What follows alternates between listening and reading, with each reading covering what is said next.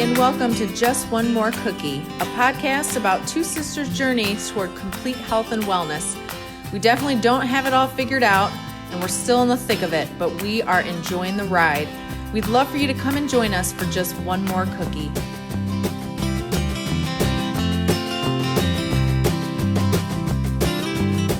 Hi, friends, and welcome to another episode of Just One More Cookie. I'm Abby. And I'm Amy. And we are so excited. This is actually our final episode of 2020 and of season 1. Can't believe that we have a whole season down. I know. We kind of just started it. I didn't think we would last this long, that we would have this much stuff to talk about, but we are still going strong.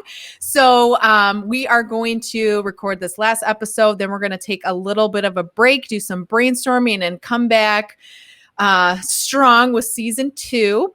So we thought for this final episode of 2020 that we would do an episode about fad diets. We just thought it was very time appropriate, just because, especially this year, at the end of the year, you know, it's all about self-reflection and things that we want to change, especially since 2020 was pretty rough for most everybody.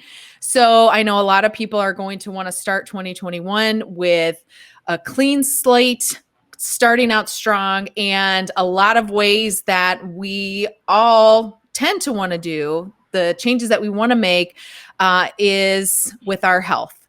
So, and a lot of times, of course, fad diets are pretty popular. So we wanted to talk about them and kind of talk about the positives, the negatives. We wanted to share some really crazy ones that we found that we thought were pretty entertaining. So let's get into it. So let's talk about why fad diets are so popular. So I've never been a fad person, but I mean, I could see the appeal. And I think one of the big reasons why they're so popular, it seems like they just kind of offer a quick fix. So like a shortcut, you know, especially if you're trying to lose for a short-term goal, or you have like a wedding or a party or something coming up that you want to drop a lot of pounds. I think it's easy to look at this fad diet and say, oh, this is going to get the pounds off quickly, so I'm going to do it. I think another one too is that when fad diets are presented, it's always presented as it's so easy, right? Because that's something that those are like catchwords. I did copywriting for a while, which I still do in essence. And copywriting is simply like being responsible for marketing writing. So like the writing that goes on websites, or if you're doing like online ads, right? And like there's keywords that you're always trying to lean into if you're trying to sell.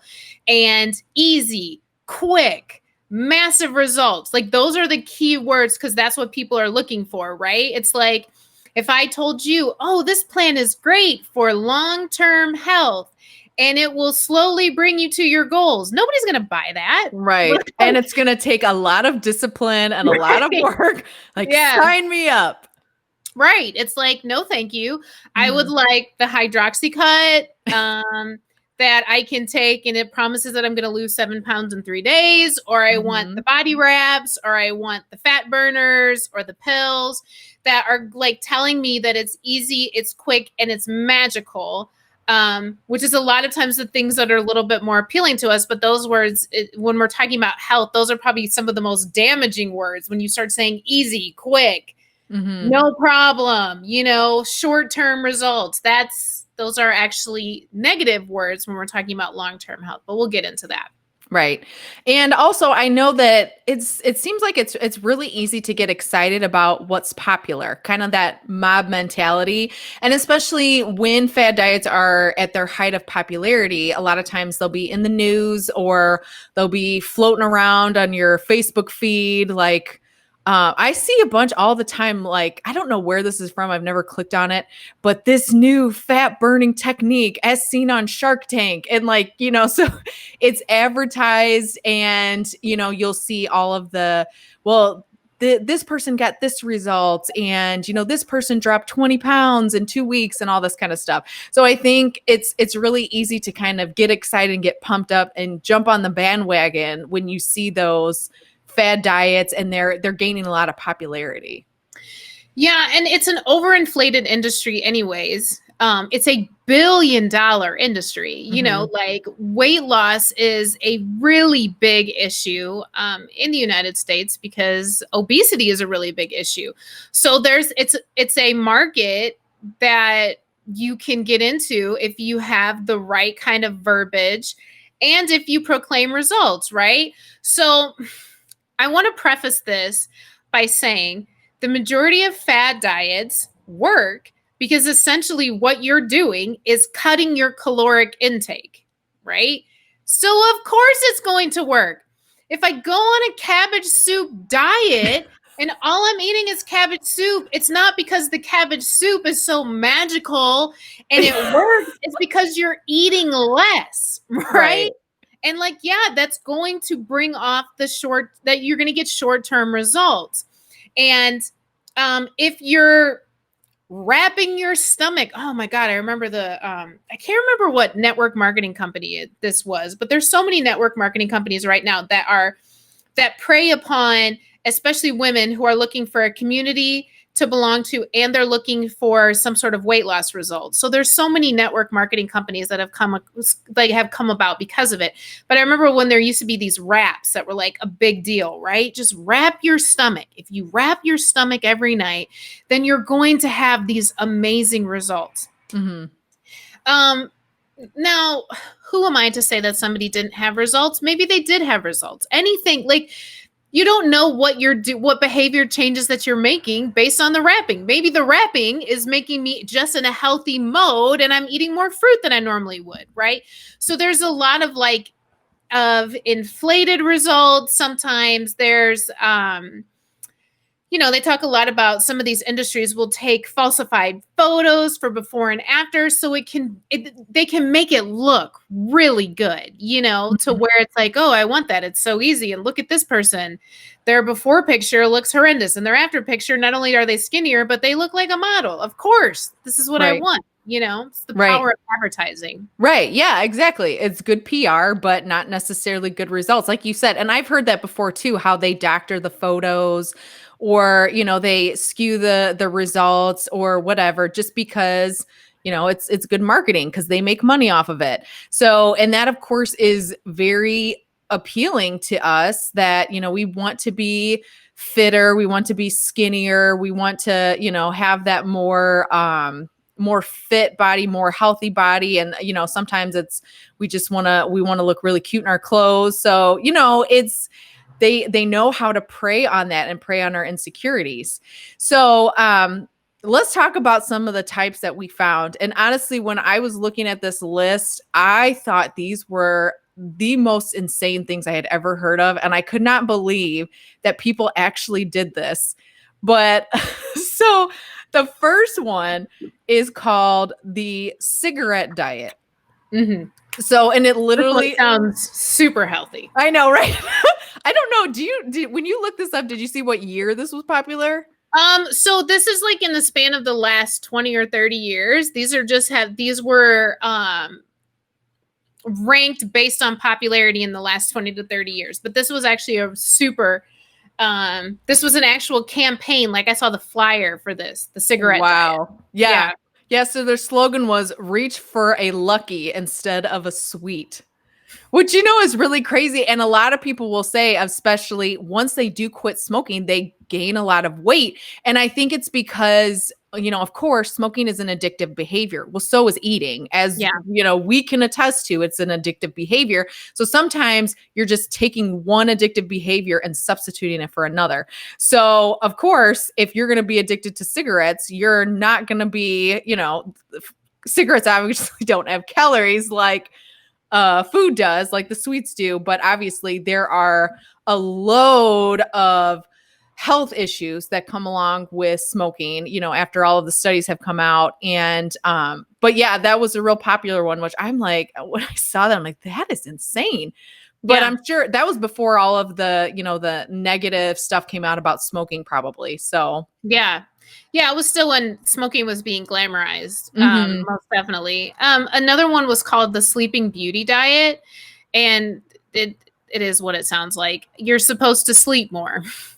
So I think it was you add 3 to 5 hours of sleep each night to your routine, and that's supposed to help you lose weight. Which, instead of calling this a diet, I mean, essentially you can just say sleep more. It's not Yeah. it's not essentially a diet, because we did a whole episode on the importance of sleeping. Mhm. So there is data to prove that sleeping is actually super beneficial and can help you drop weight, but it's more of a long term, right? It's not like if Mhm. I tell you, hey, this week get an extra 3 to 5 hours, and like you come back next week and you're like, oh my God, I lost 10 pounds just from sleeping.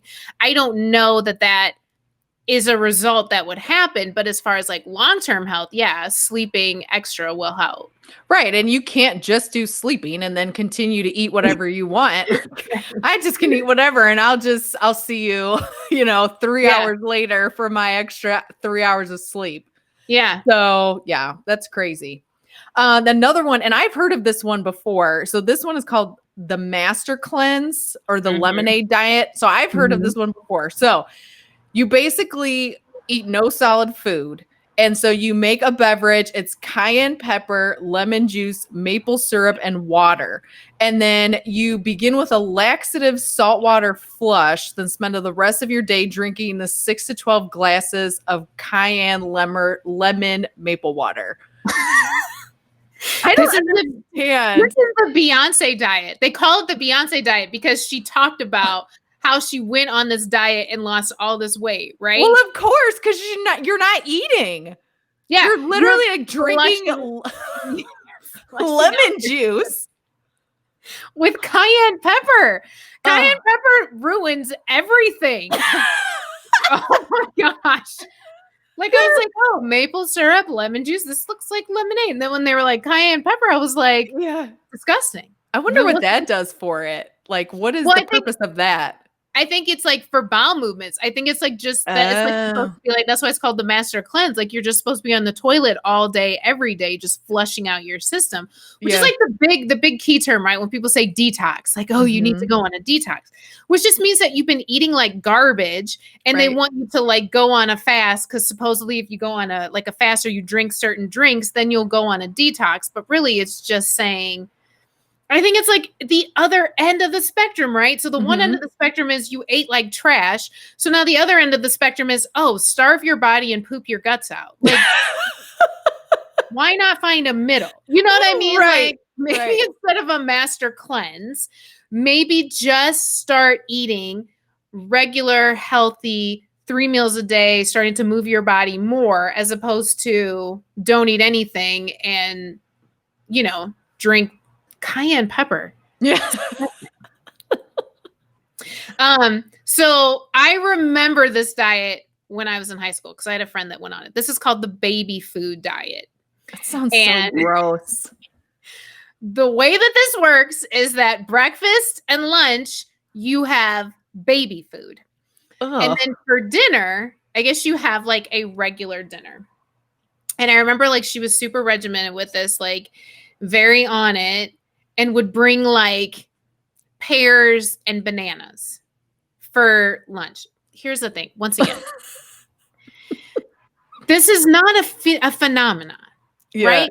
All she was doing was essentially taking regular food that just gets pureed and put in jars.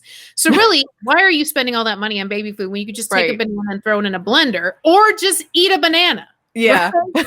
Or just eat pears or carrots. It's like all the things that you're getting from this baby food. But yeah, so you're only supposed to eat baby food for breakfast and lunch and then eat a small dinner. Mhm.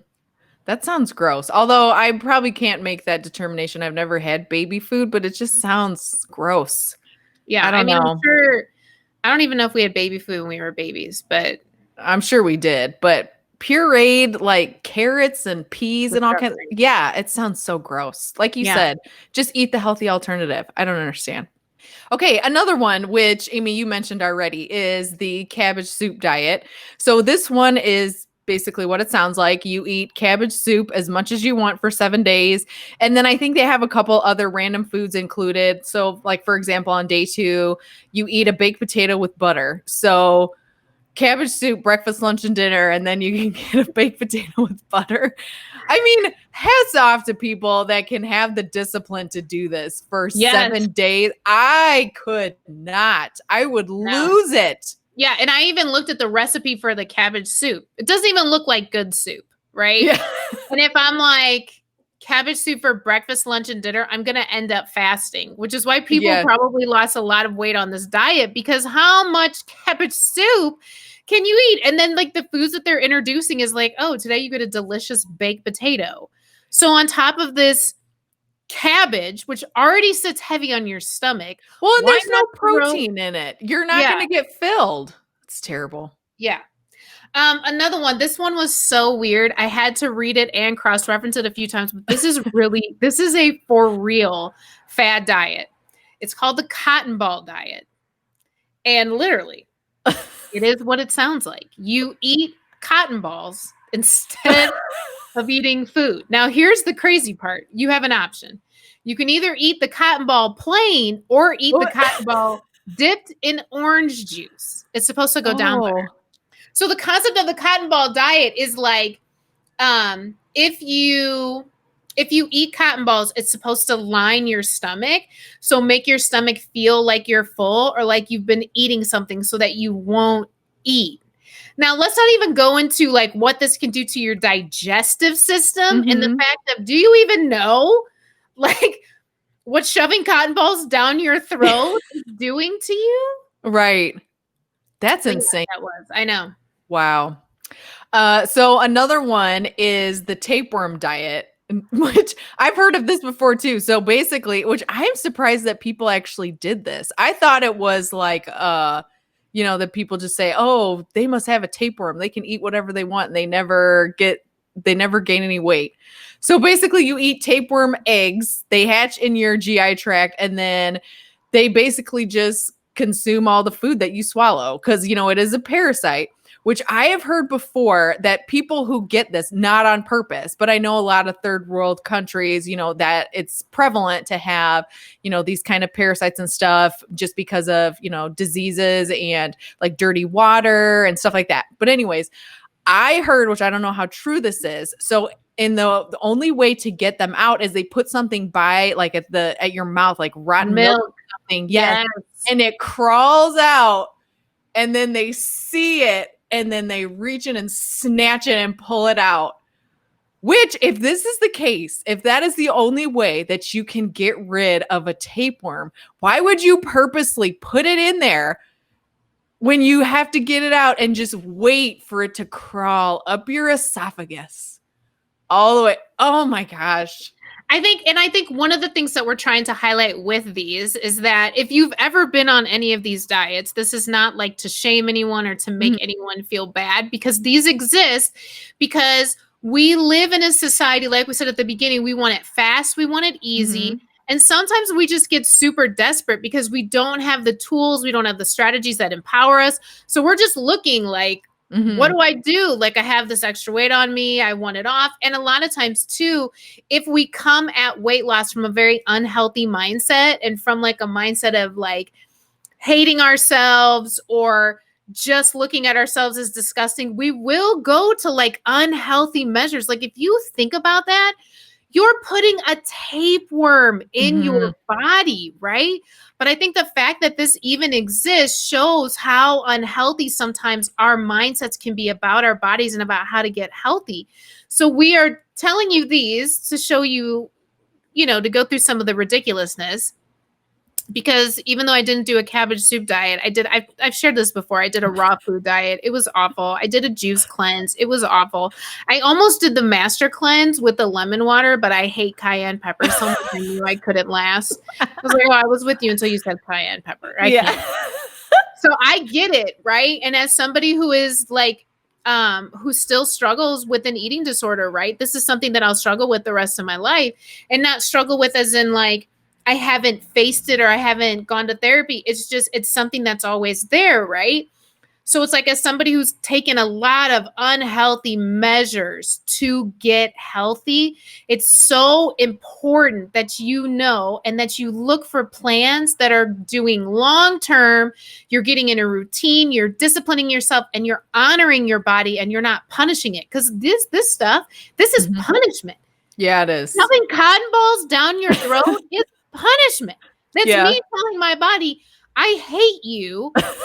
Now let me shove you filled with cotton balls. Like, you just can't love your body that way, right? Cabbage soup. Like, if I serve that to you, know that I don't prefer your presence. Like, I would be offended. Right. Cabbage soup.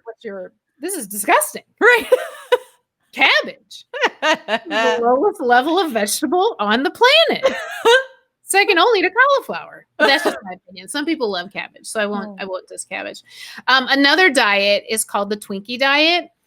So there's variations of this, right? So the idea is like full elimination, but the idea behind the Twinkie Diet is like, oh, if you just go on a Twinkie diet, any kind of sugar or carb cravings that you have, you satisfy them, right? Mm-hmm.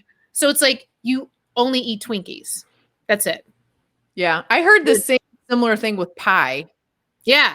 You can really pick any like savory like dessert. So the idea is that if that's the only thing you're eating, then it'll stop being a thing. Mm-hmm. And you'll go into a caloric deficit, which once again, that's going to help you lose weight. But it's like, oh, you should enjoy losing weight. So don't just go on a vegetable diet, go on a pie diet. And it's, you can't eat too much pie, which for me, it's like, if you were like, Amy, go on a cake diet, you're sure to lose weight. I'm like, do you understand how much cake I can put in my mouth? Like, if you say, oh, how did breakfast go? I had a whole sheet cake. Yeah. And I look forward to the sheet cake I'll have at lunch. You know what I mean? Like, it wouldn't work for me. Right. But I'm sure some people who like say, oh, that's so sweet, might be able to handle something like a Twinkie. Like a Twinkie diet, I would need 4 boxes, a box per meal with the boxes in between for snacks. Right.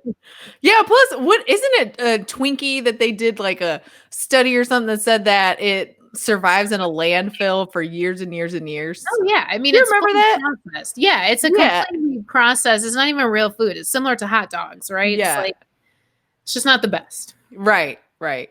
Okay. So another one that we found, which neither of us know how to pronounce this. So please forgive our mispronunciation. Aoquili diet soaps. So it's spelled Aoqili, however you pronounce that. But anyways, so it's soap that's made with seaweed and aloe vera, and they are supposed to wash away the fat that lies beneath the skin. So I don't understand how this is so funny. I don't understand how this is a diet. So you just take a shower with the soap and just scrub your body with the soap. If this was real, listen, sign me up for that. Don't tell me twice. Bath 3 times a day: breakfast, lunch, and dinner. Bath. Here's the thing. First of all, I will buy stock in this company. Yeah. Second of all, I would like a bar of soap a day. Yes, and I will go to baths, which I hate taking baths. I will marinate. Yeah. While it just washes my fat away. Do you know how magical that could be? Right. And that totally trumps my idea of getting like a whole bunch of bags of ice and putting them in a bath. Oh, yeah. And like freezing off the fat. When I saw this, I was like, I might have to research this. But it sounds pretty bogus. But apparently when they released it, it was like huge demand, right? Then they had, and everybody always has studies. There's always a study and there's always a doctor that comes on that's like, oh my God, you won't believe this. But yeah, I doubt that it is accurate. Okay, so this next diet is called the chewing diet. There's a couple other names to this. So this kind of diet is you chew the food until it is completely purified and then you spit it out. This is so gross to me. But when I was reading this, I was like, this is torture. Yes, Once it again, is. this is like abuse to your body, right? So it's like you have something in your mouth and you're chewing it and your body's like, oh, nourishment. And you're like, nope, just kidding. Yeah. Let me spit it all in the garbage, you know? Yeah. There's another I can't remember this girl's name, but she's a celebrity and she's Rebel Wilson. She's been losing all of this weight and they've been like advertising her diet, and part of her diet is when she puts something in her mouth, she has to count how many times she chews before she can swallow. Oh my gosh. Yeah, like, what an unpleasant experience. Like, how do you go out to eat with her? You're talking and I'm like, 1,000, 2, 3, 1,000. I'll respond after I get to 25, 1,000. Yeah. It's like my thing is, and this is a tip before we get to the diets that, we don't want to call them diets, but the eating plans that you can use. One thing that I always think about when I do any sort of behavior changing when it comes with my food or workouts is, can I maintain this? Right. Is this something that I am able to maintain long term? And if I cannot maintain it long term, I am not interested in it. Mm-hmm. So if the chewing diet is going to help me lose 20 pounds, but once I get back on just regular eating, it's going to all go away, I'm not interested in it because I can't count my chews the rest of my life. I don't want to prison myself to that. Right. Like, anytime you offer it to me, I have to be like, oh, thank you for this beef jerky. Okay, so it's beef jerky, so I need at least 20 chews per bite. I can't. That would be torture. You know what I mean? Right. Yeah. I think that's cruel. Like you said, chew it up and then spit it out. I mean, where's the fun in that? That's gross. Right. Wow. How delicious was this? Now it's in the garbage, right? It's like, and you're still starving when it's all said and done. I don't understand that. It would make it worse to me. Right. So another one is the vision diet. So with this, you wear blue tinted glasses and everything you plan to eat will look disgusting. I don't know. It wouldn't work for me. No, that wouldn't work for me. I don't care if it's blue. If it smells good and tastes good, who cares what it looks like? Yeah. I'm like, thank you for I would more so just be annoyed at the blue hue of the entire room. Yeah. But if I'm eating a bowl of mashed potatoes and they're blue, okay. But are they still mashed potatoes and will they go down my throat very smoothly and be delicious? Then I don't care that they're blue. Right. Yeah, exactly. Another one. Okay, this one slightly disturbed me just because it just seemed like it hurt. But this one's called ear stapling. So this is something that people really do. So the way that it works is you get these surgical staples placed in your inner ear cartilage. And apparently this is a place where you can stimulate your pressure points that control your appetite. The only problem is, so like initially when you staple your ears, like it helps with the appetite control, but it very quickly stops being effective because then your body regulates itself, right? So then like your appetite ends up going back to what it was before. But I guess it kind of shows you the types of measures people will go through to control their appetite. Mm-hmm. Yeah, another one is the werewolf diet. So it's water, fruit, or veggie juice for 24 hours during the full moon or new moon. So I don't know if that means that you eat regular the rest of the time and then just during the full moon and new moon, all you do is drink water and juice. Which how long is the phase of a new moon? Like, I don't know. Yeah, I don't either. Like a full moon, is a couple days. I really don't know. I don't know either. This kind of sounds like fasting though. Yeah. Like doing some sort of like planned fast, which I don't think is a horrible idea. There's a lot of people who incorporate fasting into their regular lifestyle, which there's a lot of research that talks about the benefits of that. I just don't know. I don't know where the full moon and the new moon comes in. Mm-hmm. Yeah. But another one is called the 5-bite diet. So this is a little similar to the chewing diet, only with the 5-bite diet, you skip breakfast and then you only have 5 bites of food for lunch and dinner. So how big is a bite? Because, I could fit a lot of food in my mouth. That's what I said. 5 bites. So I can do a half a sandwich in 1 bite. So I'm like, okay, I could have a sandwich. I could take chips or popcorn. You just crunch them up like the chips and the chip dust. And then you get a handful and just shove it in. And then if I make something that's more than 5 bites and I have to throw it away because it's not, I would be mad. Be highly disturbed. Yeah. Wow. Another one is called the military diet. This one is so gross. I had a friend do this one. The main staples of the military diet it's a 7-day diet, and the main things are saltine crackers, hot dogs, and tuna. That is so nasty. Think about the breath and the pores. Hopefully, and I don't know if this is even scientific, but in my mind, I'm hoping that the saltine crackers is what's supposed to absorb the smell of the hot dogs and the tuna. Yeah. But if you think about it, you're just eating hot dogs, tuna, and saltine crackers, what's happening to your pores? What's coming out of the oils of your body? Yeah. That's so gross. Another one is the grapefruit diet, which I like grapefruit, but you do 10 to 12 days of it. I could not do it. I just don't. First of all, I mean, it's not filling at all. But to have the same thing, it's very acidic too. And then especially depending on what kind you get, sometimes you get a really sour one. 10 to 12 days of grapefruit. No. Couldn't do it. The next one is general juice cleanse. So there's so many different ways that you can do the juice cleanse, but it's essentially just drinking juice. Some people and you can do them for different time periods. So the one time that I went on a juice fast, it was supposed to be 30 days. I made it to 15 days and it was awful. I think you came home during that. And I think we talked about that before with your juicer and the bag that you attached to it. And then it just spit out fruit and veggie refuse.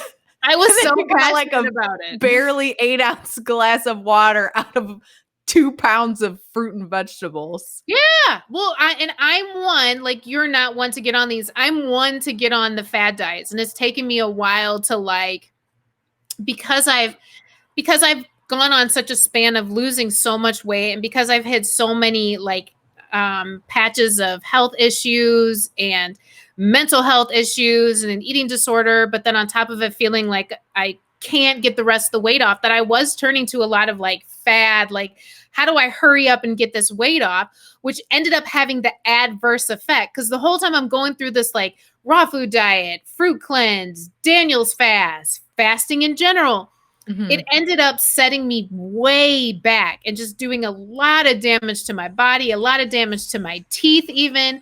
So it ended up having such an adverse effect, as opposed to if I had just gone and done had a balanced meal plan and a balanced workout schedule. That would have taken me so much further than all of this on and off fad diet nonsense. Yeah. Another one is the blood type diet. So, and we don't have exactly what it was for each blood type, because obviously there's several blood types, but basically you only eat certain foods based on what your blood type is. But of course, and this is the same for any of these diets that we're talking about, it restricts the food that could essentially be good for you. So it's basically an exclusion diet, which pretty much all of these are. And that's one of the problems with a lot of these fad diets, is you're missing so much nutrients that your body is starving, which no wonder you lose so much weight, because your body is eating itself from the inside out, because it has no fuel. Yeah. Yeah. Another diet, and this is actually real. I know a living being that is on this diet. It's called the breatharian diet. You live off of water, sunlight, and tea. That's it. How are you fed by tea? Or not tea, Sunlight. Okay. So the idea is, because we are cellular beings, when we go outside in the sun, we are feeding our cells, right? And the idea of food was created by the grocery industry, or the, people Big who are Agra. Yeah. And they're telling us we need to eat, but we don't really need to eat. And I really tried to listen to this, because I was like, can I be fed by the sun? It's possible. I want to be fed by the sun? Keep in mind, vitamin D is a huge problem. There's so many people that are vitamin D deficient, and it does come from the sun, but that's not the only vitamins and minerals that your body needs. Well, exactly. And I would never be like, I'm so hungry, and then say, I just need direct UV sunlight. Let me Because tell you, I've spent a lot of time laying outside in the sun. And when I came in, I was never like, oh, I'm so full right I'm now. so full. What a hearty meal that was. And also the first steps to skin cancer. Right, But right. Okay, so the last one that we found, and of course, there are tons to choose from, but these were just the top 20 that we found. So the last one is the Fletcherizing Diet. So this is the chewing one that we were talking about, but this one is you chew it 100 times. I don't understand how that is physically possible. And I mean, I guess that's why you lose weight, because you do 2 bites and you've already chewed 200 times. I mean, and so I think that there's some merit to the idea behind this, because I think a lot of times, especially those of us who do struggle with weight issues, we eat really fast. And it takes your body a little bit of time to realize, oh, I'm full. So I know that in Weight Watchers, they've talked about before how, they recommend like take a bite, put your fork or spoon, put your utensils down, sit there, chew it up, swallow, take a couple breaths of, 30 seconds, and then eat again. So then your body can kind of catch up and you're not consuming and wolfing it down. But to chew one bite 100 times, come on now, that's ridiculous. But once again, like when you create a food plan around fear and around punishment, you start to really make damaging decisions about your overall health. I did so much damage to my body when eating became about punishment and panic and anxiety and not feeling good enough. So every meal plan was around the I don't look good, I don't feel good, I need anything I can to get this weight off because me being overweight is the problem for everything when it wasn't, So I think the shift has to occur when you're really looking for, especially with this coming year, because that's when everyone starts to think about what kind of diet am I going to get on? What am I want to get healthy. And there's nothing wrong with wanting to like restart, because I always love a good refresh. So when you're looking for what can I use to refresh and what can I use to guide my eating and my meal plan, there are specific meal plans out there that you can try to start implementing into your life that give you a wide spectrum of food to eat from and allow you to live a life where food doesn't control you and you don't feel guilty about it and you're not eating in fear or anxiety. It's something that you can start to incorporate. And I can say that with like full confidence. When I do my meal prep, I'm not thinking about how many foods can I keep out of my life and what are the bad foods and what are the good foods. I love meal prepping because meal prepping is reminding me of how well I'm going to fuel my body this week. I'm making foods that I enjoy and that I like. I'm not totally like taking all of the nutrients out of all of my food and just eating, a hearty plate of cotton balls. I'm really trying to enjoy, because food should be enjoyed, right? Like if I'm like, oh, a full day of grapefruit, what do I have tomorrow? Another full day of grapefruit? Yum. So we found, and I'm going to put this link in the show notes. And this is actually going to couple as our favorite thing, because I think that this website is so useful. So every year, the U.S. News and World Reports releases like the best of, and they'll do a wide variety. So they do the best diets overall, and they released it a little while ago. And this is like the most up to date.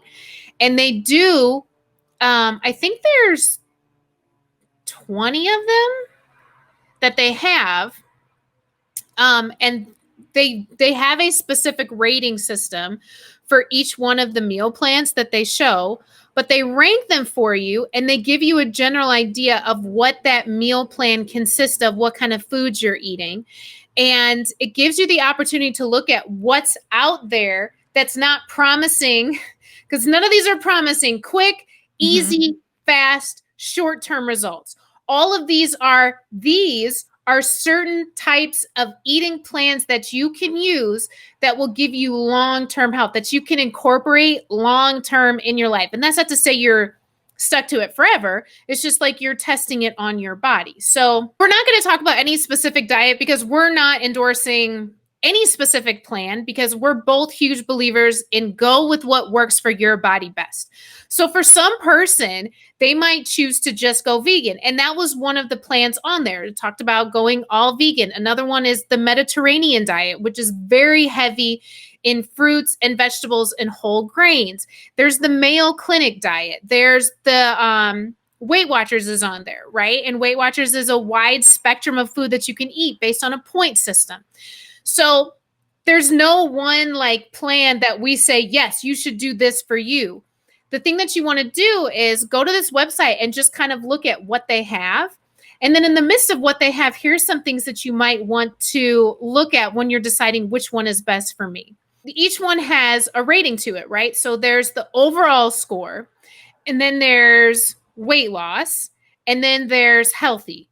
So those three things are what they are rated on, right? So for instance, the Mediterranean diet gets a 4.2 out of 5 in the overall. It gets a 3 out of 5 for weight loss, and it gets a 4.8 out of 5 for healthy. And then underneath each one of the specific diets or the plans, it gives you more information about what you're getting into. So you want to look at that first to look at the overall scores. Right. And I think this is really important, especially to focus, like you said, on the healthy rating over the weight loss rating, because, every person is different. And so there are diets that certain diets that would not work for me that they might work for somebody else, but you want to ultimately pick something that you can do long term. And because you want to do it long term, you want to make sure that it's healthy, that you're feeding your body something that it needs, that it craves, and something that's going to give you energy, that's going to keep your body working the way it needs to. So that is really something that's important when you are looking, if you decide to go to this list and look for tips or advice, or not advice, but if you go to look for a plan, make sure that you're keeping that health rating in mind. And then also, I think it's very important that you don't go in and pick one plan and say, this is the plan that I have to do, and I have to make this work for me. And if I don't, I'm a failure. So I think that you have to focus and remember that everybody is different and every body is different. So what works for me might not work for somebody else because I am completely different. So like my body type is different, my habits are different, my lifestyle could be different. So I think that because this list is so vast, sometimes it can be overwhelming, but at the same time, it's great because there's not one cookie cutter workout or diet or health plan that you have to follow. And if you can't do it, you're a failure. So I think it's best to go in with an open mind and think, okay, this one looks like it's going to work for me. I'm going to try it. But if it doesn't work, I have a backup plan. I can go back and I can try something else. Yeah. And I think it's important too to really understand what your goals are. So before you look at a specific plan, are you looking to lose a large amount of weight? If you're looking to lose a large amount of weight, then which one of those plans are going to help you? Are you looking for a more long-term health plan? So when you're looking at the scores, know what are my goals for this year? What am I looking at doing? And make sure that those goals are sticking with something that is doable, right? So your goal shouldn't be to lose 20 pounds in month 1. That is too much. At that rate, you're losing muscle. You're not just losing fat. And then at that rate, that means that you're cutting some necessary nutrients from your body. Unless you're going in at like 600 pounds, you don't want to be losing that amount of weight per month. So make sure that you know what your goals are. And then too, it doesn't hurt to consult with your physician. You can consult with a nutritionist. You can talk to somebody else who's been doing a health journey for a long time. Get other people in the process with it and see what's worked for people, what hasn't, to kind of get a better idea too. with how an actual person has handled a specific meal plan. Yeah. Another thing also you want to keep in mind is, will this work for me practically? So factor in like your budget, your time. Like if you're somebody like me who does not want to do a bunch of different recipes all the time and do a lot of cooking, that's not practical for me. It's just, it doesn't fit in with my time. I don't want to do it. And so for me to do that long term, I mean, I want to do something I want to do. I want to be healthy, but at the same time, I don't want it to be drudgery. So I think that it's very important to keep that in mind. You know, like you said, Amy, remember what your goals are, find out what your goals are, and make sure that this will fit into that and you can actually put it into practice, and it's not going to break your budget. It's not going to discourage you. You're still going to be able to make it work for you. Yeah. And I think the most important thing is that once you get like a group of ideas, right, from this list, let's say that you have a top 3, do more research. Make sure that you know what you're getting into, because remember, the goal is to pick something that you can go long term with, because that's where the real results are going to come in. It doesn't matter if you pick a great diet that lets you have a good 1 or 2 months. If after those 2 months you're going back to what you had before and you're gaining all the weight back or going back to unhealthy habits again, then that wasn't a good plan for you to pick. So make sure that you're researching something that is giving you some sort of caloric deficit, because that's the goal of any sort of meal plan, is to lessen how much you're taking in. And then you're measuring that with your activity. But also make sure that you're feeding your body nutrient-dense food, that you're making sure that whatever plan you're taking, that you're being kind and loving to your body, that I am picking something that honors my body, that makes sure that my body knows that I'm not punishing you. I'm not giving you all this garbage. I'm not like messing up your system by giving you these fits and starts. That you're picking something that's going to get you going in the long term, so that 2021 looks different from any other year that you've had before, because you're picking something and sticking to it. And we talked a lot about consistency and discipline early on in the season. So those will be good things to look back on. But the most important thing is that in 2021, coming up to 2021, and at this point, we are headed into the holidays or headed out of the holidays, and you are trying to restart, get a plan in place and stick to that plan. I know for me, my plan is to stick to my macro counting. So to stick to my percentages with my macros and to eat a balanced meal. I know, Abigail, you're still doing points with Weight Watchers, and that works for us, right? I was doing Weight Watchers points and I found that my body was just getting used to it. And I shifted to doing my macros and to eating different foods. And that's the beauty of it, right? Like you find what works best. So our challenge to you is to pick some sort of eating plan that you can stick to and share it with us. Tell us what you're picking, even if it's just to hold you accountable, that this is something you're going to try, so that we can support you in it, so that you can support us, because this isn't just, we don't just want this to be a place where you consume information. That is super important, but we want this to be a place where you can have a community as well and talk about what's working for you and what's not, and some feedback and suggestions, because we're always looking for new. We've been doing this for so long. It's like, yeah, give us something new. So let us know what you pick, and make sure that whatever it is that you pick is not a new fad of 2021 that sounds good and looks good, but just puts you back on the track of just insanity, because that's what those kind of things do to your mindset. Thank you once again for joining us for our final episode of season 1. Make sure that you pay attention. At the beginning of next year, we'll be releasing our promo, and we will also be starting season 2 at the beginning of 2021. So thank you all who have watched and or listened to us on this amazing journey of our first season, and we look forward to our next.